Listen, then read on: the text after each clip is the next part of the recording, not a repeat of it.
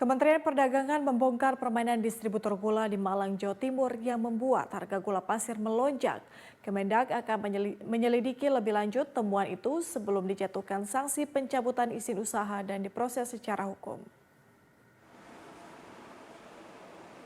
Menteri Perdagangan Agus Suparmanto dan Dirjen PKTN Ferry Anggrijono mendatangi distributor PT PAP yang berada di gudang produsen PT Kebun Agung di Malang, Jawa Timur. Di gudang itu ditemukan 300 ton gula konsumsi milik distributor pertama. Agus menyatakan distributor ini diduga telah menjual ribuan ton gula ke distributor lainnya hingga ke beberapa lapis distributor seharga Rp13.000 per kilogram. Harga dimaksud jauh di atas harga acuan konsumen, bahkan ada yang dijual ke lintas provinsi seperti ke Maluku dan Kalimantan.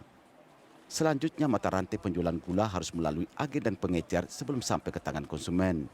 Hal ini mengakibatkan harga eceran tertinggi gula yakni Rp12.500 per kilogram di tingkat konsumen sulit untuk tercapai.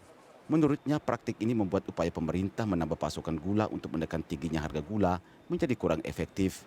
Agus menjelaskan pada periode Oktober 2019 sampai Mei 2020, Kemendak telah menerbitkan izin impor raw sugar untuk diolah menjadi gula konsumsi, juga menerbitkan izin impor gula konsumsi dan penugasan realokasi raw sugar gula industri menjadi gula konsumsi. Langkah ini dilakukan untuk menjamin pasokan dan stabilisasi harga gula nasional.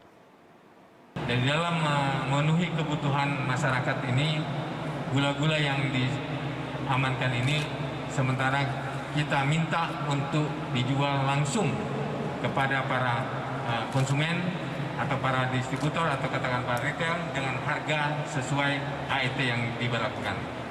Mendak menyatakan pihaknya akan terus menyelidiki temuan ini, bahkan akan terus melakukan penertiban terhadap para distributor nakal. Mendak meminta para pedagang yang mengetahui penjualan gula dengan harga tinggi segera melaporkan ke Kementerian Perdagangan atau ke Satgas Pangan. Sempat kami amankan kurang lebih sekitar 300 ton dan kami ingin dalam hal ini memberikan sanksi dan harus diberikan sanksi kepada mereka, dan sanksi itu bisa berupa sanksi administratif, nanti kita dalami apakah ada pidananya. Sementara itu, Dirjen PKTN Kementerian Perdagangan Ferry Anggrijono meminta kepada industri gula agar berhati-hati menerima distributor yang belum terdaftar di Kementerian Perdagangan. Ia berjanji akan memberikan efek jera dengan menindak tegas dan memberikan sanksi administrasi atau pidana kepada para distributor ilegal. Ada temuan-temuan dan ini saya lihat tidak hanya satu tempat, jadi di beberapa tempat. Nah, inilah yang sedang kita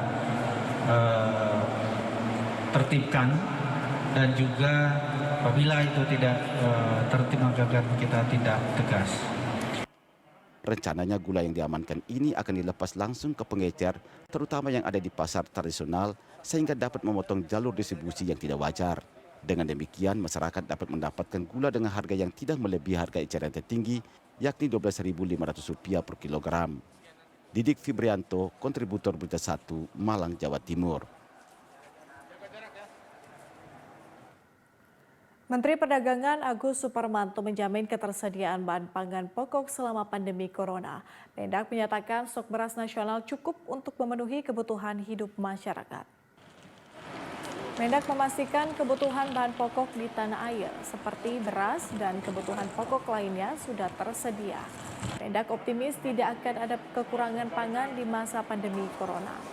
Mendak mengapresiasi banyak instansi pemerintah dan pelaku usaha melakukan kegiatan kemanusiaan, bergotong royong membantu masyarakat yang kekurangan bahan pangan selama pandemi corona.